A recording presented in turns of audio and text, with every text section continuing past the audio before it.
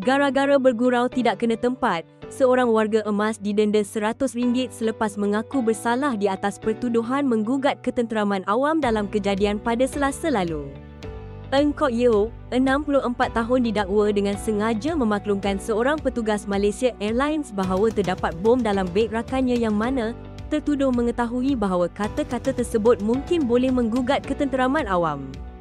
Tertuduh didakwa melakukan kesalahan itu di kaunter daftar masuk di lapangan terbang antarabangsa Pulau Pinang, LTAPP, pada jam 10.30 malam, 11 Mac lalu.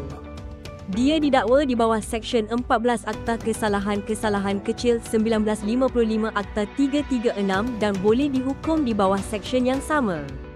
Mengikut fakta kes, ketika kejadian, tertuduh bersama rakan lelakinya yang merupakan warga China tiba di kaunter daftar masuk LTAPP untuk diperiksa sebelum berlepas ke Guangzhou, China. Bagaimanapun, ketika petugas Malaysia Airlines bertanya kepada rakan tertuduh mengenai kandungan bagasinya, tertuduh terus menjawab, "Tiada apa, ada bom saja." Bimbang dengan kenyataan tertuduh, petugas tersebut telah membuat aduan kepada polis bantuan LTAPP lalu menahan tertuduh sebelum diserahkan kepada polis untuk tindakan lanjut. Mahkamah kemudiannya menetapkan denda RM100 dan sekiranya gagal bayar, tertuduh boleh dikenakan penjara 3 hari.